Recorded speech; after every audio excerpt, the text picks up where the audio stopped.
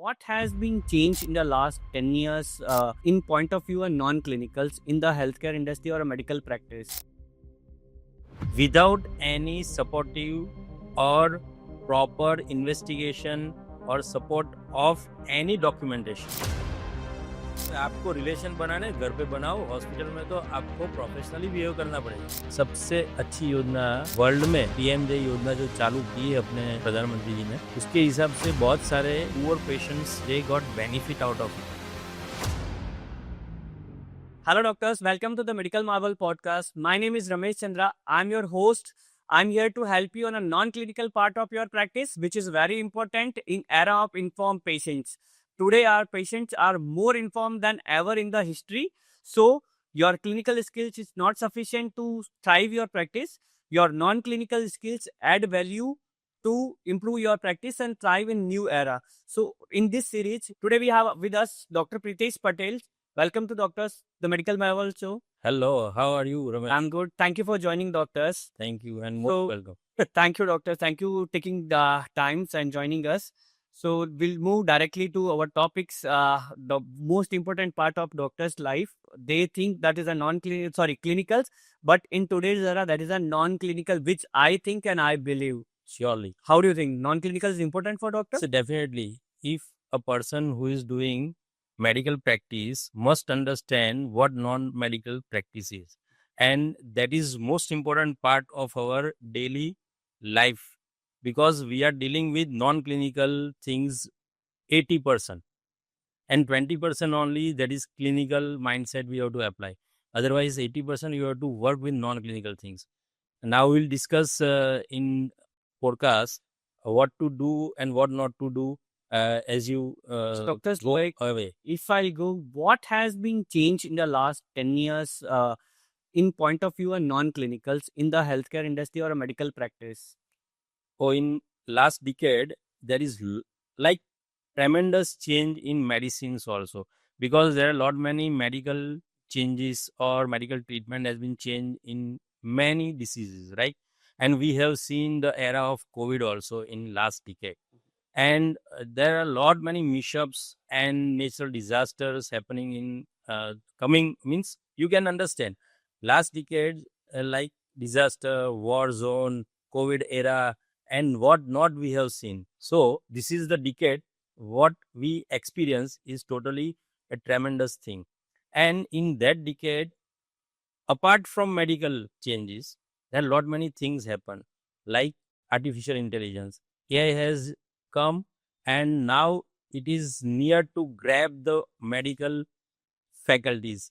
Is it so? That is the most important part. Good. So doctors, like, if you're doing almost practice since 25 years in your this Ye- field, in a field of surgery, and you're a master of specialization in fistula and many kind of surgery. So what has been like, what patient expectation is today? It was not that 10 years back. What they are expecting today, which they was not expecting 10 years back. Absolutely. See, 10 years back, there was no gadgets available with patients. And even if you know, nowadays, simple mobile, right? You can just ask anything to Google or other search engine, and they will get, it means anyone can get answer out of it. But the most important thing is it right or wrong? So, in particular field, when we select AI or doctor's intelligence, so difference between those two things is totally a marvelous change. You can tell like marvelous medical. It is called marvelous change. And in particular field of medical practice, we have faced lot many patients. They are asking too many questions without any supportive or proper investigation or support of any documentation. They just ask so many So questions. doctors, like, you mean to say that 10 years back, patients was not asking more cross questions. Nowadays, whatever the Yes, doctor was saying, they was expecting, accepting, and they was moving. And if there was a questions, few. But nowadays, because of information is bombarded with the patients, so they are coming with a lot of pre-filled informations, and they are confident with that information. yes, that is the problem with today's era. 10 साल पहले क्या होता था कि patient आते थे, doctor बताते थे कि भाई आपका ये ऑपरेशन करना है, ये प्रॉब्लम है, आपका ये ऑपरेशन इस तरह से होगा, कॉम्प्लिकेशंस इस तरह से होते हैं और ये ऑपरेशन करने के तरीके इतने-इतने हैं। जैसे 10 साल पहले ही लेप्रोस्कोपी स्टार्ट हो गया। There are lot many newer advantages things had been developed 10 years back, तो उसमें कोई प्रॉब्लम नहीं था। बिकॉज़ ये जो सर्च इंजन आया है, इसमें अभी नई जनरेशन जो आती है, वो तुरंत मैंने अभी आपको बताना है कि एक पेशेंट को बोला कि आपको ये पाइलोनल साइनस है और will do surgery with EPSiT plus laser ablation. So he was knowing what is EPSIT and laser ablation. Oh. And that is tremendous thing. See, I am not telling you that this is not good, but this is like आपने Google पे देख लिया है, आपने YouTube पर देख लिया है कि भाई ये ऑपरेशन इस तरह से होता है, लेकिन आपके केस में ये ऑपरेशन में थोड़े मॉडिफिकेशंस भी करने पड़ेंगे। That's to case that. हाँ, दैट वी हैव टू जज ड्यूरिंग सर्जरी। तो वो सब चीज हम पेशेंट को जब समझाते हैं तो देयर क्वेश्चंस आर लाइक ये मुझे ऑपरेशन इसमें जो वीडियो में है उस तरह से होगा कि नहीं, वो आप बताइए। लाइक तब प्रॉब्लम होती है। हाउ डू यू डील, कैसे डील करते हैं ऐसे कॉम्प्लिकेशंस जब कोई पेशेंट्स आता है? लाइक एवरी पेशेंट्स में अभी लाइक इंफॉर्मेशन के साथ में ये भी एक है कि उनकी फैमिली में कोई न कोई डॉक्टर्स है, फैमिली फ्रेंड्स और ग्रुप में circle. Yes yes. So one is information जो उनके पास में है, वन इज इंफॉर्मेशन फैमिली या फ्रेंड्स में है। वो डॉक्टर है, वो सर्जन है, बट वो डिफरेंट प्लेस पे है एंड वो पर्टिकुलरली पेशेंट को एग्जामिनेशंस नहीं कर रहा है। The situation can be different. तो उस केस में उस पेशेंट को अगर आपको सर्जरी करना है या फिर उसको कन्वर्ट करना है, अपने रेवेन्यूज एंड कन्वर्ट करना है, तो आप उसको कैसे काउंसल्स करते हैं? How do you deal with the patient? See, जब भी पेशेंट आते हैं तो उनके साथ बहुत सारे रिलेटिव्स भी आते हैं, उसमें डॉक्टर भी होते हैं। Most of the doctors they are very much benign in that way कि भाई सर ने जो बोला है वो है और मेरे नॉलेज से वो बात बराबर बोल रहे हैं। लेकिन कभी कभी टेढ़े लोग भी होते हैं। जैसे क्या होता है कि जो उनको पता नहीं है लेकिन उसके कॉम्प्लिकेशंस कोई और किसी ने किया है और उसकी वजह से कॉम्प्लिकेशन हुआ है। A person who had done that complication is not specialized enough to do that surgery even though he had performed that surgery and got complications। तो वो सब चीज़ों की वजह से अभी पूरी सर्जरी को तो हम ब्लेम नहीं कर सकते हैं। तो उस हिसाब से जब पेशेंट आते हैं तो उनको समझाना पड़ता है कि ये पेशेंट है आपका जिसको ये प्रॉब्लम है। तो first one is clinical examination. पहले हम क्लिनिकल एग्जामिनेशन में डायग्नोसिस पढ़ाते हैं, उसके बाद उसके जो इन्वेस्टिगेशन है वो हम उनको लिख कर देते हैं। इन्वेस्टिगेशन के बाद वापस एक मीटिंग होती है जिसमें इन्वेस्टिगेशन और क्लिनिकल एग्जामिनेशन को रिलेट करके हम नतीजे पर पहुंचते हैं कि भाई हाँ ये प्रॉब्लम है, इसका ऑपरेशन इस तरह से होगा। There are lot many operative procedures 1 2 3 4। फिर इसमें भी मैंने ये देखा कि जो पेशेंट्स होता है वो second opinion, third opinion, fourth opinion लेता है। सो क्यों और उसको कैसे डील करना चाहिए ताकि डॉक्टर्स को लाइक ना उतना प्रेशराइज नहीं होना पड़े या फिर लाइक नो टाइम टेकिंग नहीं हो पेशेंट, इससे पेशेंट की जो रिक्वायरमेंट है सर्जरी की रिक्वायरमेंट वो भी डिले होती है, पेशेंट की हेल्थ भी डैमेज होती है। बहुत से टाइम मैंने ऐसा देखा कि पेशेंट की सिचुएशन वर्स्ट हो गई। सो कैसे आप अगर एक गुड डॉक्टर्स बनना चाहते हैं या स्पेशलाइज जो बनना चाहते हैं कि आप में पेशेंट्स को कन्विंस करने की एबिलिटी हो, तो एग्जैक्टली क्या होना चाहिए, क्या करना चाहिए? तो वही है, देखिए ये है ABC आता है। स्टूडेंट जब हम बनते हैं फर्स्ट ईयर से स्टार्ट होता है ABC। तो ABC सभी चीज़ में होता है, जैसे किसी CPR करते हो उसमें भी ABC होता है, कोई भी चीज़ में हम स्टार्ट करते हो ABC होता है, इस तरह से इसमें भी ABC है। इसमें हम बोलते हैं attitude, B means behaviour and C means communication.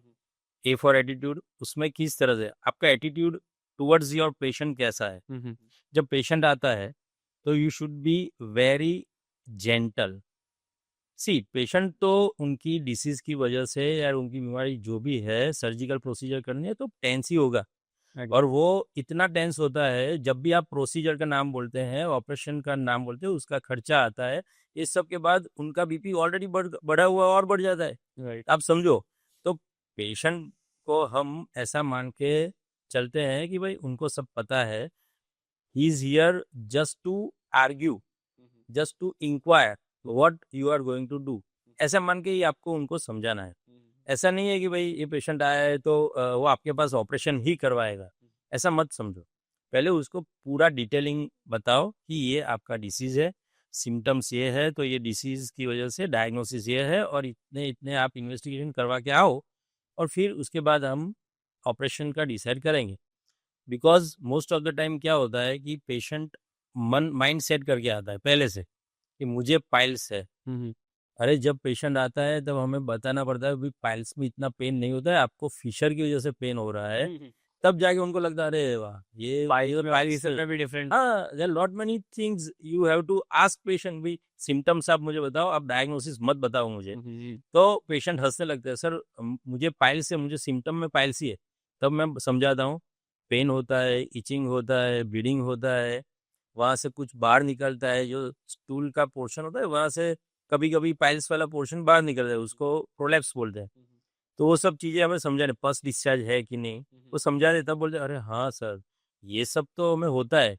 तब मैं बोलता हूँ अभी हम एग्जामिनेशन करते हैं, फिर डायग्नोसिस करते हैं। आप बोल रहे हैं कि अगर जो ज़्यादा इन्फॉर्मेशन के साथ पेशेंट्स आ रहा है, अगर हम उनको इंक्वायरी ज़्यादा करें या सवाल ज़्यादा पूछे उनकी सिम्टम्स के बारे में, तो वो आई थिंक सो मोर ज़्यादा कॉन्फिडेंट और क्लियर हो सकता है, हाँ वो एंड उससे ट्रस्ट भी बढ़ेगा डॉक्टर्स उससे के ऊपर। डेफिनेटली उसको भी पता चलेगा, पेशेंट को भी। When patient feels comfortable with your questions and then he or she realizes the things that oh, doctor who is in sitting in front of me is asking me these questions first time. The first doctor did not ask me anything.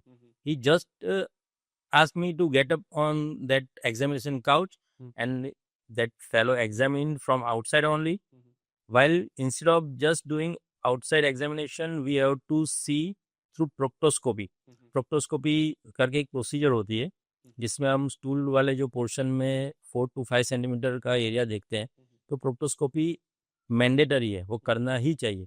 तो ये सब चीज़ों की वजह से मेरा जो है ना वो डिफरेंस हो जाता है कि पेशेंट को फील होता है हाँ भाई ये कुछ अलग करने वाले हैं, या उनको अलग पता चल रहा है, तो इनका नॉलेज कुछ अलग है। तो नॉलेज और एक्सपीरियंस दोनों मिला के ये चीज़ अच्छी बनती है। गुड। सो मैं ये जानना चाहता हूँ कि लाइक इतना पेशेंट इंफॉर्मेशन है एंड डॉक्टर्स भी बढ़ रहे हैं, सो डॉक्टर्स जो आज की तारीख में है सबसे ज़्यादा नॉन क्लिनिकल में कौन से पार्ट्स में लाइक स्ट्रगल्स कर रहे हैं? मुझे पता है क्लिनिकल्स में तो गवर्नमेंट्स है या फिर आपको अपना लाइसेंस रिन्यूअल कराने के लिए सीएमई जाना ही पड़ता है, तो हाँ। आपका क्लिनिकल्स तो लेटेस्ट इंफॉर्मेशन अपडेट होती जाती है, वो तो मैंडेटरी है, इसलिए कंपलसरी करती है। But non clinical part mandatory नहीं है, and I think so doctors उसको ऊपर उतना like not focusing much ki they'll take it's a side work, but that is a main work to thrive their practice or grow their clinic or hospitals. So which are the main pillars or which are the main subject doctor are struggling the most nowadays? See, Marketing, sales, वो operations, team, or like no expanding their hospitals. Which are the main pillar you think? See in NMC guideline के हिसाब से curriculum में ये सब already include कर दिया है। और मैं आपको बताऊं, जैसे सीपीए बोलते हैं कि there are 3 domains, one is cognitive domain, second one is psychomotor domain and attentive domain. इसमें कॉग्निटिव डोमेन में क्या होता है, we start learning from our textbooks, और जो सर वहाँ फैकल्टी हमको पढ़ाते हैं तो स्टूडेंट लाइफ में वो करते हैं। उसके बाद जब हम डॉक्टर बन जाते हैं, व्हेन वी गॉट डिग्री, उसके बाद हमारा जो आता है साइकोमोटर डोमेन होता है स्टार्ट। उसमें हम एक्सपीरियंस लेते हैं, मेडिकल प्रोसीजर, सर्जिकल प्रोसीजर का एक्सपीरियंस होता है। और उसके बाद आता है अटेंटिव डोमेन, उसमें आता है ये सब आपने जो बताया, जैसे स्किल, कम्युनिकेशन स्किल होती है, how to be leader, how to make your team satisfaction in such a way कि आपको टीम को कैसे लीड करना है, कैसे पेशेंट के साथ कम्युनिकेट करना है, कैसे आपका खुद का डेवलपमेंट करना है। सबसे आपके व्यू से सबसे ज्यादा कौन सा ऐसा सब्जेक्ट है या फिर ऐसा कौन सा डोमेन या पार्ट ऑफ बिजनेस या पार्ट ऑफ प्रैक्टिस है जहाँ पे सबसे ज्यादा स्ट्रगल्स करते हैं? ए डोमेन में मैंने अभी बताया, अच्छा, जो कम्युनिकेशन। हाँ कम्युनिकेशन गैप प्रॉब्लम होता है, क्योंकि most of the time patient को आपने देखा हुआ most of the time reel बनती है इंस्टा पे, आपने देखा है ना कि डॉक्टर्स को ही सब ब्लेम करते हैं। बहुत सारे डॉक्टर्स को यही बोलते हैं कि इन्होंने ये कर दिया, मैं तो पेशेंट को चलते फिरते ले गए थे हॉस्पिटल में और अभी हमको लाश दे दी। तो ये सब प्रॉब्लम क्यों हो रहा है? Because of improper documentation, improper communication. हम उनको बताते नहीं है कि भाई आपका ये डिसीज़ है, हम डॉक्यूमेंटेशन नहीं करते हैं, कभी-कभी लिख देते हैं और हम कभी जूनियर को बोल देते हैं कि भाई वो लिख देना, इतना-इतना था पेशेंट को प्रॉब्लम, मैंने ये देख लिया है और ये ट्रीटमेंट स्टार्ट कर। अगर कुछ हुआ तो सीनियर के ऊपर। फिर सीनियर के ऊपर आता है because he is responsible person, जिसके अंडर में एडमिट हुआ है पेशेंट, वही रिस्पांसिबिलिटी लेना चाहिए ना उसको। तो वही प्रॉब्लम होता है जब हम सीनियर अपने आप को सीनियर समझते हैं और कुछ काम नहीं करते और काम दूसरे को सौंप देते, तो ये प्रॉब्लम होती है। So good. ऐसा कौन सा डोमेन है जैसे कि नॉन क्लिनिकल्स में जहाँ या फिर नॉन क्लिनिकल में डॉक्टर्स को अभी प्रिपेयर नहीं किया जाता है? जैसे कि अगर आपको लगता है कि नहीं, मेडिकल कॉलेज में जब डॉक्टर्स को क्लिनिकल स्टडी पढ़ाई जाती है तो उसका जब वो एक्चुअल वर्ड में जाएगा तो he have to like to play that word is a. हाँ। तो ऐसा कौन सा सब्जेक्ट है जहाँ पे लाइक प्रिपेयर ही नहीं है वो, फिर भी उसको प्रैक्टिस में आना पड़ता है? सी प्रैक्टिस में प्रिपेयर करने के लिए एक तो इलेक्ट्रॉनिक मेडिकल रिकॉर्ड रखना ज़रूरी है। जैसे उसके लिए आपको कंप्यूटर आना ज़रूरी है। अभी की जनरेशन को मोबाइल इतना फास्ट आता है तो दे कैन क्वाड जो होती है ना, वो की होती है, क्वाड बोलते थे, तो उसकी जगह वो इतना फास्ट टाइप कर लेते हैं तो इतना प्रॉब्लम नहीं होता है उनको। लेकिन मेडिकल रिकॉर्ड रखने के लिए जो इलेक्ट्रॉनिक मेडिकल रिकॉर्ड बोलते हैं उसके लिए जो बहुत सारे ऐप है, जैसे मैं हेल्पलिक्स यूज़ करता हूँ, कोई डॉकन यूज़ करता है, तो ये बहुत सारे ऐप है। तो वो एप्लीकेशंस आप यूज़ करिए। दूसरा है, जब आप अपना खुद का छोटा हॉस्पिटल बिल्डअप करते हैं, तो उस टाइम क्या-क्या डिफ़िकल्टी होती है? How to demarcate the things, like वो मार्केट में आप सस्टेन कर पाओगे नहीं, या कितना एरिया आपको चाहिए, आपको जितना स्क्वायर फीट एरिया चाहिए उससे ज़्यादा ले लिया तो क्या दिक्कत होगी? आपका रिसेप्शन पे स्टाफ कैसा होना चाहिए? स्टाफ को आप कैसे ट्रेन करते हो? Whether staff is dealing with your patients politely और नॉट? देन मोस्ट इम्पोर्टेंट, आप फ़ोन पर कैसे बात करते हो? आपका स्टाफ फ़ोन पर पेशेंट को किस तरह से जवाब देता है? ये सब चीज़ें बहुत इम्पोर्टेंट, नॉन क्लिनिकल है लेकिन बहुत इम्पोर्टेंट है। आपको हर टाइम अटेंशन देना ही पड़ता है। मैंने कहीं देखा था कि like no it's a research है कि डॉक्टर्स की जो भी अगर कई प्रॉब्लम्स आती है या चैलेंजेस आता है हॉस्पिटल्स में, लाइक जो भी चैलेंजिंग सिचुएशंस होती है दैट इज 80% नॉन क्लिनिकल से आती है, and that is a because patients अगर डॉक्टर को स्विच करता है क्लिनिकल से ज़्यादा नॉन क्लिनिकल की वजह से स्विच करता है, because like 80% of time he's dealing with non-clinical staffs compared to doctors. Doctors are clinicals, but he's dealing non-clinical staffs more compared to clinicals. So most complaint come from non-clinical staffs or non-clinical part of their practice. यही होता है क्योंकि doctor तो 10 से 1 और शाम को 5 से 7 या 8 बजे तक, मीन्स 5 से 6 घंटे काम करता है सुबह शाम मिला के। और बाकी के 24 आवर्स में 5 से 6 घंटे के अलावा who is supervising those patients in small scale hospital, right? तो वो तो नॉन क्लिनिकल स्टाफ है, जो नर्सिंग स्टाफ है, आपका अटेंटिव स्टाफ है, या जो प्यून है, वो सब अटेंड करते हैं। तो उनको किस तरह से पेशेंट से बात करनी, उनके रिलेटिव से कैसे बात करनी, वो समझाना पड़ेगा। क्योंकि आपको आपका प्रीमाइसिस क्लीन रखना है। पेशेंट के रिलेटिव्स आकर पान मसाला खाकर आते हैं, थूकते हैं, वो सब करते हैं। आपको वो आपका प्रीमाइसिस क्लीन रखना है और फिर भी पोलाइटली उसको कैसे बात करनी है, वो समझाना बहुत डिफ़िकल्ट होता है।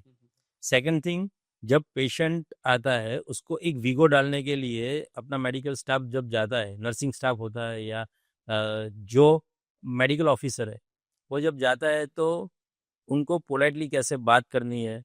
वीगो लेने के टाइम 1-2 फेल्योर भी हो सकता है, पंक्चर होते हैं तो पेशेंट चिल्लाता है। तो उस घड़ी without any hesitation, how to be cool and calm, ask patient to be very very calm, और वो सब करने के लिए हमें ट्रेनिंग देनी पड़ती है। सो मुझे ये लगता है लाइक नो मुझे लगता भी है ना that is a reality. Doctors कभी ये लाइक नो वाइल इंटरव्यू वो सोचते ही नहीं है कि उनका पेशेंट लाइक नो उनका स्टाफ के पास वो क्वालिटी है या नहीं है जिससे उनकी प्रैक्टिस ग्रो हो सकती है। दे डोंट सी कि उनकी एक्सपेक्टेशंस क्या है? वो ये सोचते हैं कोई मिल गया रिसेप्शन पे बैठेगा नर्सिंग स्टाफ से, नर्सिंग स्टाफ की कम्युनिकेशंस क्वालिटी कैसी है डज़ नॉट मैटर्स, बट उनको स्टाफ चाहिए एंड वो जाके लॉन्ग टर्म में उनकी ग्रोथ को बहुत हिट करता है आई हाँ, थिंक। 100%, 100%। इसीलिए मैं जब भी स्टाफ रखता हूँ, तो स्टाफ का क्वालिफ़िकेशन देखने के बाद उसको एटलीस्ट 10 टू 15 डेज़ मैं अपने आप हुँ, हुँ। मेरे सुपरविज़न में ट्रेनिंग देता हूँ कि किस तरह से उसे पेशेंट के साथ डील करना है, कैसे पेशेंट को लिखना है, मीन्स उनका नाम लिखना है। कभी पेशेंट आता है तो you can not ask me, एक चाचा आए थे या अंकल आए थे या दादा आए थे। Never ever narrate them with or greet them with their age। Okay. Aunty है या अंकल है, आज से कभी नहीं। आपको रिलेशन बनाने घर पे बनाओ, हॉस्पिटल में तो आपको प्रोफेशनली बिहेव करना पड़ेगा। Professionally if you greet each and every person with their own name, तो उनको अच्छा लगता है। जैसे मैं बोलूंगा रमेश भाई आओ आओ, आपको अभी कैसा है, बिल्कुल काफ़ी तो आपको फील होगा कि I am important for this doctor. I am important and doctor मुझे जानता है, हाँ, स्टार जानता है। मुझे जानता है, मेरा नाम Exactly. जानता है। एग्जैक्टली वही होता है। अदरवाइज़ हमेशा टोकन नंबर 1, ये, टोकन नंबर 2 नंबर के हिसाब से नहीं और अंकल आंटी भी नहीं, अंकल आंटी भी नहीं। क्योंकि मेरी एज भले ही अंकल के हिसाब से हो गई हो, लेकिन कोई मुझे अंकल बोले अभी मुझे खटकता है। तो ये प्रॉब्लम होती है, सब किसी को भी हो सकता है। गुड। मैं नेक्स्ट लाइक ना ये जानना चाहता हूँ कि मैंने ये देखा कि अगर डॉक्टर सर्विस कर रहा है तो जॉब कर रहा है तो ठीक है, बट वो अगर अपना क्लिनिक या हॉस्पिटल स्टार्ट करता है ना, तो एडमिन वाइज या एडमिनिस्ट्रेटिव वाइज वो बहुत ज़्यादा स्ट्रगल्स करता है एज अ हॉस्पिटल ओनर और क्लिनिक। जब वो प्रैक्टिस कर रहा था, प्राइवेट प्रैक्टिस या जॉब कर रहा था, तो मस्त सुबह गए शाम को आए, तो क्यों स्ट्रगल्स करते हैं?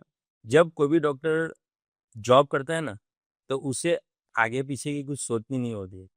जैसे ऑपरेशन थिएटर में फ्यूमिगेशन हुआ कि नहीं, ऑपरेशन थिएटर में जो ऑटोक्लेविंग हुआ है वो ठीक से हुआ कि नहीं, उसको पता नहीं। 3M का स्टिकर होता है, वो लगाने के बाद उसका कलर क्या चेंज होता है वो भी कभी-कभी नहीं पता होता है। जबकि प्राइवेट प्रैक्टिस जब चालू होती है, जब हम एडमिनिस्ट्रेटर बनते हैं, खुद बिज़नेस ओनर बनते हैं हॉस्पिटल के, तब हमें पता चलता है अरे बाप रे! ये सब चीज़ें भी सीखनी है। क्योंकि अभी क्लिनिकल एस्टेब्लिशमेंट एक्ट आ गया है, सीए। उसमें each and every detailing you have to keep as a record, each and every, like fumigation, even humidity of operation theatre भी मेंटेन करना पड़ता है। वो सब आपको पता नहीं है और आप ऐसे ही हॉस्पिटल चलाने लगे तो नहीं चलता है, तब हम फेल्योर हमारा होता है। दूसरा क्या है कि पेशेंट आए, उनका रेवेन्यू कैसे जनरेट होता है वो भी हमें पता होना चाहिए कि ये ऑपरेशन के जो चार्जेस है वो आपको एट पार रखने पड़ते हैं। आपकी डिग्री के हिसाब से नहीं, आपके एक्सपीरियंस के हिसाब से और आपकी स्किल के हिसाब से रखने पड़ते हैं। आप एफएजेड चार्जेस नहीं ले सकते हैं। राइट। और आपके बगल में जो मल्टी स्पेशलिटी हॉस्पिटल है, उसका चार्ज आपका सेम भी नहीं होता है। सेम भी रहता है, प्रॉपर प्राइसिंग्स होनी चाहिए।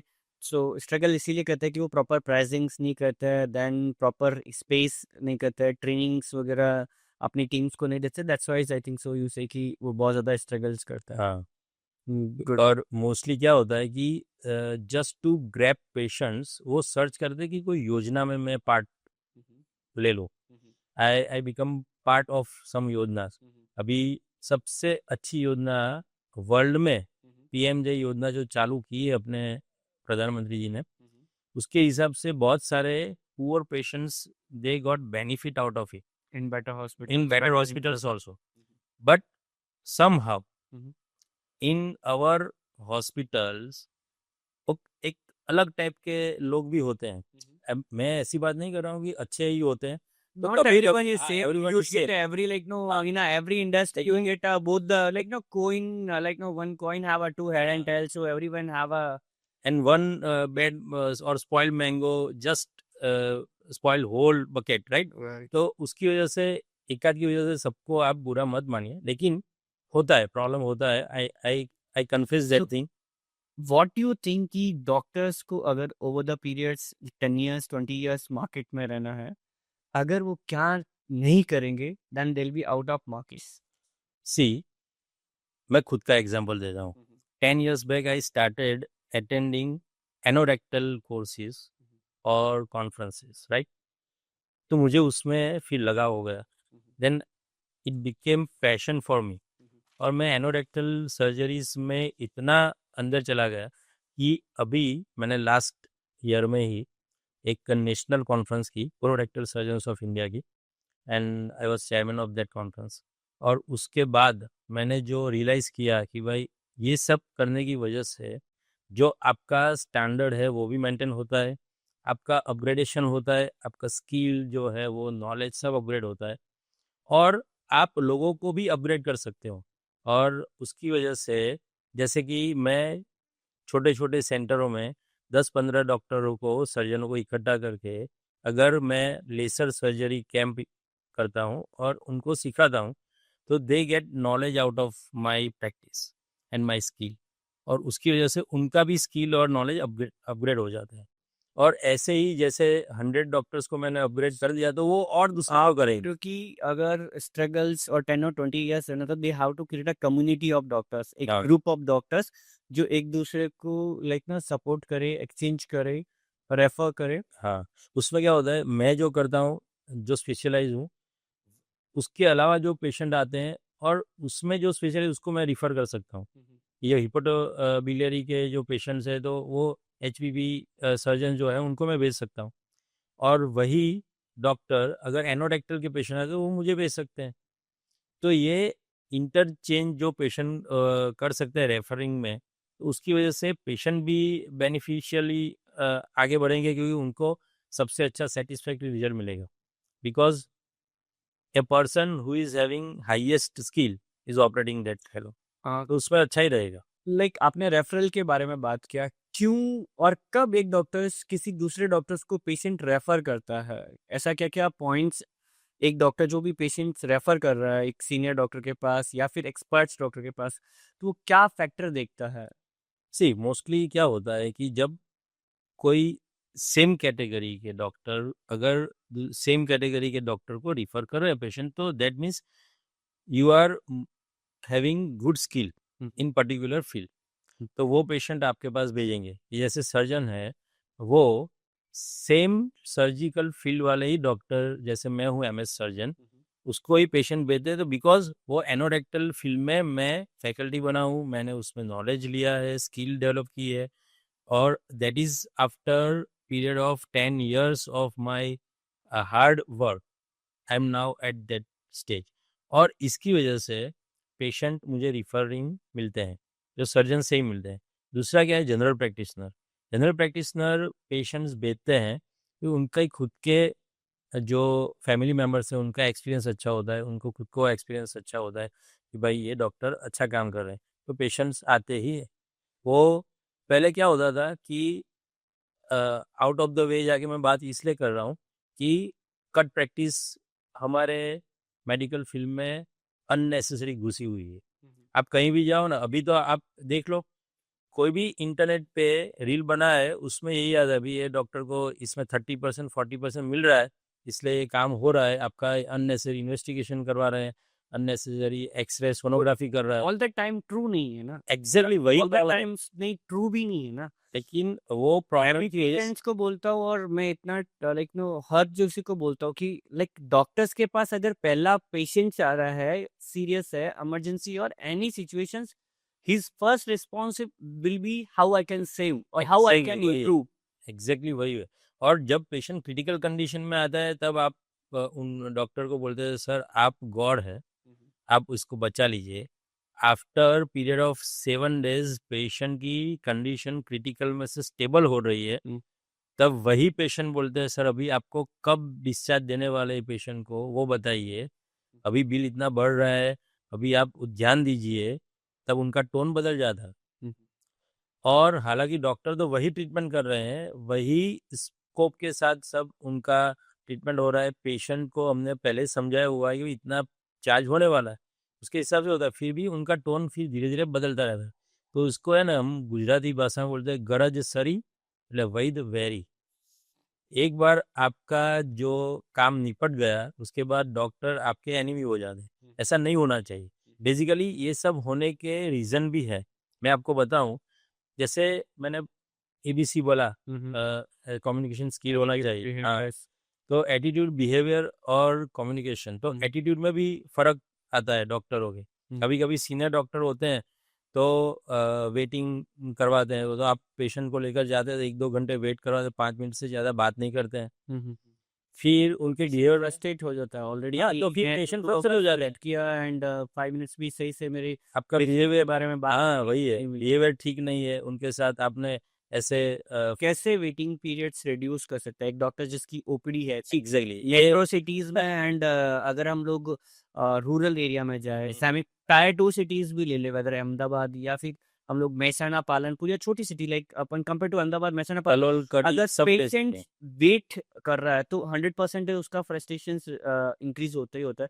बट डॉक्टर भी किसी न किसी पेशेंट को देख रहा है, वो ओवरपास तो नहीं कर सकता उसका ट्रीटमेंट। एग्जैक्टली उस सिनेरियो में पेशेंट्स को कैसे लाइक नो डॉक्टर्स उसके जो फ्रस्ट्रेशन इंक्रीज हो रहा है उसको बैलेंस कर सकता है? वो प्रॉब्लम ये होती है कि जब हम ओवर जैसे ओवर बुकिंग होता है ना एयरक्राफ्ट में आपने देखा होगा ओवर बुकिंग, इस तरह से कोई भी डॉक्टर होता है ना, वो ज़्यादा ओपीडी लाने के लिए मैं ये अलग से बता रहा हूँ। जैसे मैं अननेसेसरीली 1 घंटा लेट पहुँचता हूँ, 15 पेशेंट वेट कर रहे हैं, 1 घंटे में मैंने स्टार्ट किया, 1 घंटे लेट, तो जैसे जैसे पेशेंट देखता जाता हूँ पीछे लाइन बढ़ती जाती है।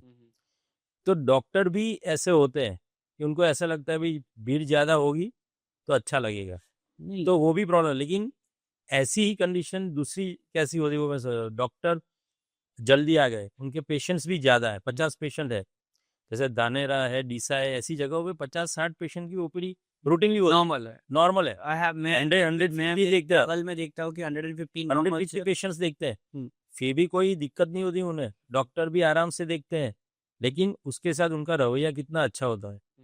अभी भी मैं जब भी देखता हूँ, डॉक्टर अग्रवाल है जो सरस्वती हॉस्पिटल के सीनियर सर्जन है, तो उनका रवैया जो है, बिहेवियर पेशेंटों के साथ ऐसा ही होता है जैसे उनके पेशेंट खुद भगवान मानते हैं उनको, और वो इस तरह से ही काम करते हैं। रविवार को भी वो पेशेंट को जैसे एक्सपर्ट ओपिनियन की ज़रूरत है वो लेकर आते हैं, मेरे से ऑपरेशन करवाते हैं और वो खड़े रहते हैं पेशेंट के पास।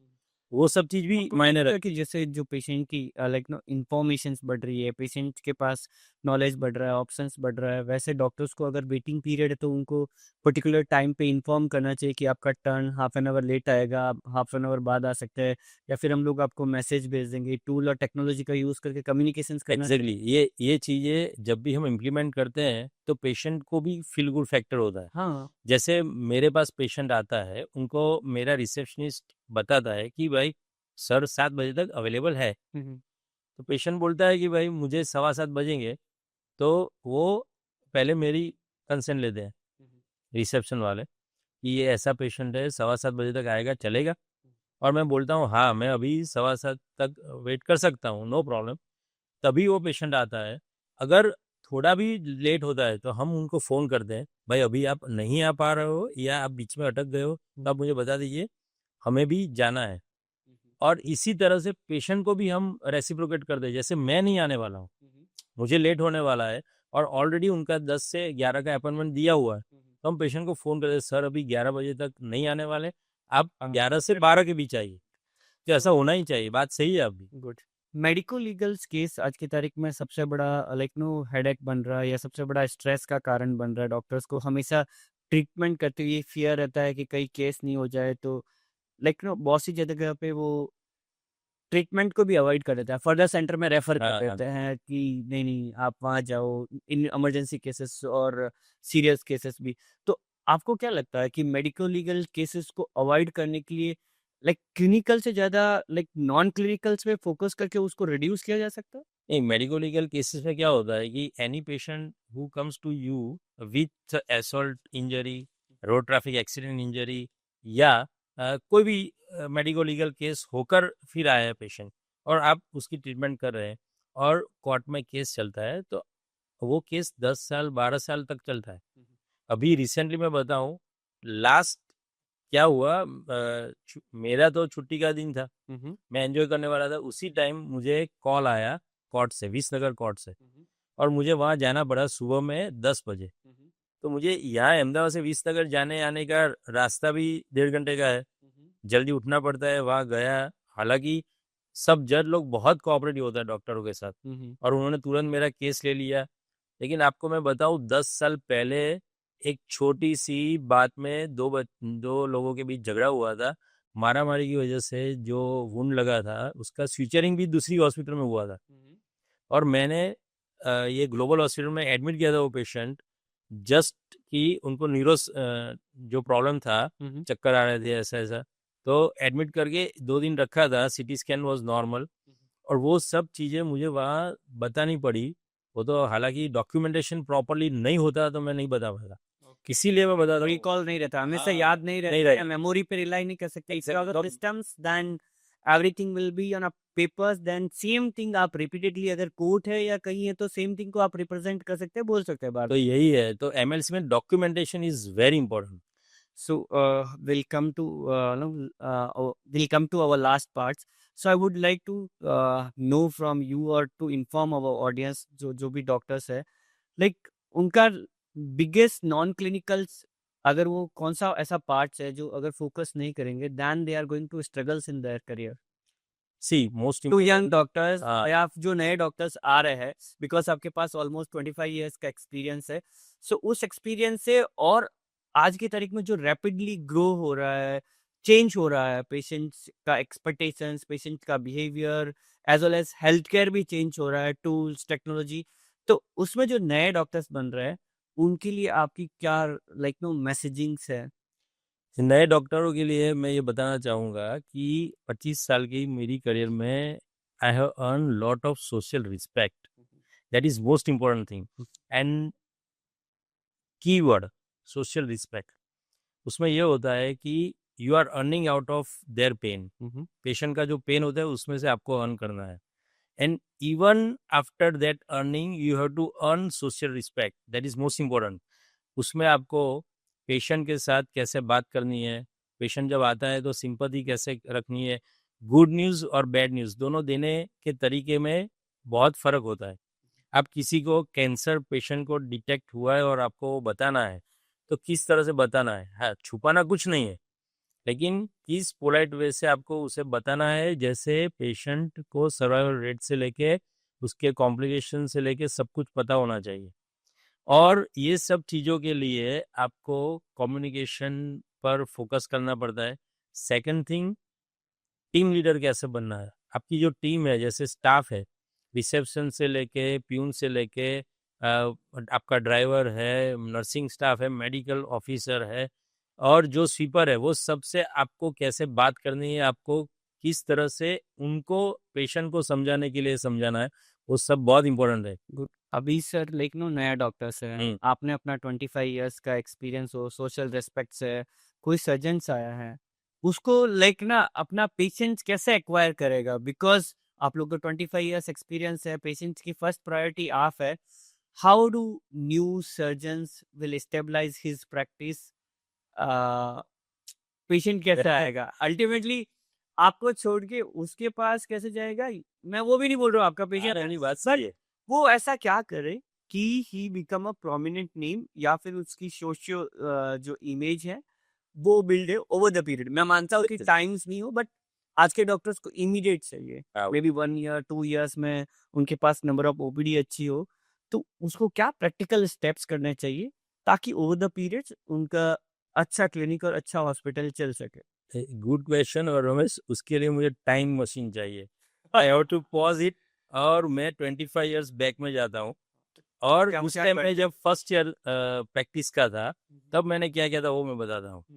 कि एट दैट टाइम इतना जो सोशल मार्केटिंग है, अब सोशल प्लेटफॉर्म इतना है, जैसे आप अभी इंस्टा पे या व्हाट्सएप पे या आप फेसबुक, यूट्यूब, सभी जगह आप प्रमोशन कर सकते हो, कुछ नहीं था।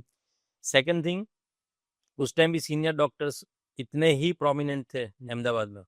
और अलोंग विद दैट, मैंने जब प्रैक्टिस चालू की, उसके अगल बगल में ही मल्टी स्पेशलिटी हॉस्पिटल थी। तब मैंने सोचा था, अगर मार्केट में रहना है तो मार्केट में बैठना है। और दूसरी चीज, पेशेंट को सोशली कैसे बाउंड करना है। मैंने उस टाइम भी, मेरे जितने भी पेशेंट थे, उनके जैसे अंकल या फादर जो गुजर जाते हैं, उनका वो या शांति का पाठ रखते हैं या बैसना रखते हैं, तो I attended each and every बैसना. Okay. So you have to make yourself socially available Available for the for patient their life and patient's yes, exactly, for their fun and pain also. जब pen में है, जैसे कोई death हुई, तो उसके पास आप जाओ, उससे बात करो. At least if you can not go personally, phone कर लो. तो ये ट्रेंड अभी नहीं अभी नहीं है, वही प्रॉब्लम नहीं है. तो इसीलिए मैं नए जितने भी डॉक्टर हैं अभी यही बोलना चाहता हूँ. ओपीडी या फिर आईपीडी में पेशेंट्स को देख लिया देन लेफ्ट कि पेशेंट का क्या हो रहा है, क्या लाइफ में हो कुछ रहा पता है, नहीं चलता. Not matter. अभी पेशेंट आते हैं तो मुझे उनके पूरे सोशल बैकग्राउंड पता होता है कि भाई आपका, हाँ, आपकी जो बहू थी उसका जो लड़का आया तो कैसा है, अभी ठीक है, 3 महीने का हो गया तो अभी ठीक है. वो सब बात करने से, कम्युनिकेशन से उनको अपने में मीन्स मेरा जो एज ए डॉक्टर सामने मैं बैठा हूँ डॉक्टर, उसमें विश्वास बढ़ता है. अरे यार, सर तो सब ध्यान रखते हैं अपना. गुड. अब एक और जनरेशन भी है, नए डॉक्टर में भी और जनरेशन है जो टेक्नोलॉजीज बहुत अडेप्ट कर रही है, सोशल मीडिया पे बहुत धूम मचा रही है, एक्टिव है काफी. उनको आप कैसे compete करोगे ओल्ड वर्जन, बिकॉज आप तो अडेप्ट मैं इन बिटवीन इवन तो आपके पास एक्सपीरियंस है बट आप जो एक्सपीरियंस है वो अडेप्ट नहीं करते हैं. एंड आई एग्री कि जो न्यू जनरेशन है, न्यू एनर्जीज के साथ है, वो एक्सपीरियंस इवन तो नहीं होने के बाद में भी बहुत कुछ बिल्ड कर रहे हैं. They are doing you are right, great. You are right. क्योंकि अभी मैंने देखा न्यूली जो अभी 3-4 साल ही हुए और लेसर सर्जरी प्रैक्टिस चालू की है. हाँ. हाउ इज इट पॉसिबल कि उसने मोर देन 50,000 सर्जरीज की हो. फिर भी सोशल मीडिया पे तो यही आता है, अभी I am having experience of more than 50,000 surgeries. मैंने बोला कि भाई वो जब भी उसका बर्थ हुआ तब से स्टार्ट कर दिया है सर्जरी का. तो ये होता है. लेकिन उसको किस तरह से हमें पॉजिटिव लेना चाहिए कि जैसे कोई पेशेंट आता है, बता कि सर ये डॉक्टर ने इतनी सर्जरी की. मैंने बोला कोई प्रॉब्लम नहीं, वो भी अच्छे ही सर्जन है, आप उनके पास भी जा सकते हैं. लेकिन मेरा जो है वो 25 ईयर्स का एक्सपीरियंस है और मैं न्यू जो डेवलपमेंट ऑफ टेक्निक्स जो है वो एडेप्ट कर चुका हूँ. जैसे लेसर है, लेप्रोस्कोपी है, रोबोटिक है, सब हम अभी एडेप्ट कर चुके हैं. कैसे जस्टिफाई करते हैं? प्राइस में भी बहुत डिफरेंस होता हाँ. होगा, बिकॉज आप जो अपनी प्राइस करते हैं वो 20 जो भी सर्जरीज की प्राइस है you based on your experience रहेगी. एंड आपका इंफ्रा एक्सेस देखते हैं आप, उसके अकॉर्डिंग एवरीथिंग चार्ज उसके अकॉर्डिंग आता है. एंड जो न्यू पर्सन है उनके एक्सपेंसेस उतना नहीं हो सकते, या सिंगल लोन हॉस्पिटल हो सकता है, तो उनके साथ compete कैसे करेंगे? सी compete हाँ, भी नहीं करे तो जस्टिफाई कैसे justify करेंगे? करना जरूरी होता है.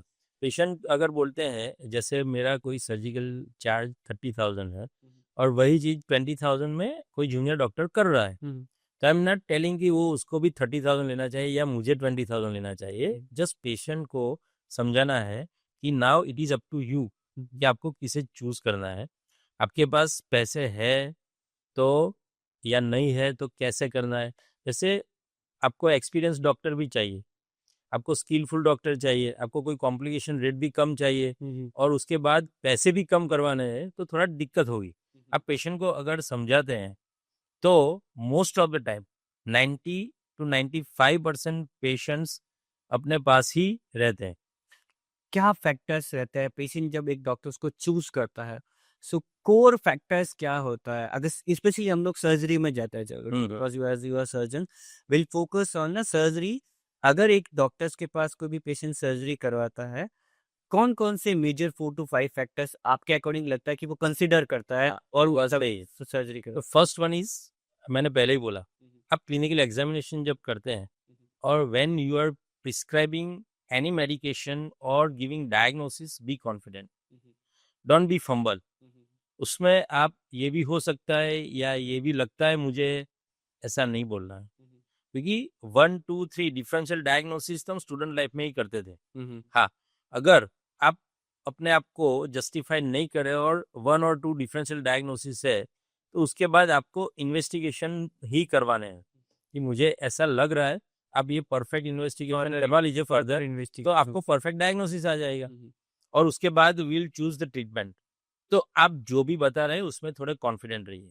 सेकंड थिंग, आप जो ट्रीटमेंट दे रहे हैं और उसकी जो पॉजिटिव नेगेटिव सब आपको साइड इफेक्ट भी बतानी है, इफेक्ट भी बतानी है और उसके साथ उसके जो कॉन्सिक्वेंसेस होने वाला है. जैसे कोई भी पेशेंट हम आता है ना, तो हम एच पाइलोरी की अगर ट्रीटमेंट देते हैं तो वी नो कि जो भी मेडिसिन हम दे रहे हैं उसकी वजह से बीटर टेस्ट होने वाला है, पेशेंट को थोड़ा मन से ऐसा होने वाला मैं क्या ये दवाई ले रहा हूँ, फिर भी वो लेनी है, लेकिन उसको स्टिक रखने के लिए आपको समझाना जरूरी है, सबका मतलब कॉन्फिडेंट रहना चाहिए, कॉन्फिडेंट रहना चाहिए, then like no perfect pros and cons दोनों दोनों बता पॉजिटिव एंड नेगेटिव, तो ट्रस्ट बिल्ड होता है। आप जब पॉजिटिव बता देते हैं और नेगेटिव नहीं बताते तो बात में जब मिसकम्युनिकेशंस होता है और like no mismatch of expectations होता है, देन लाइक नो उसमें पेशेंट ये बोल समझता है कि हमने छुपाया है। हमने see we did not reveal certain things, that is not because of कि हमें नहीं पता है, उनको लेकिन फेयर नहीं हो। हमें टाइम जोन जो है ना वो 5 या 10 मिनट में जो खत्म कर देने की बात होती है ना, पीछे 15 पेशेंट बैठे हैं,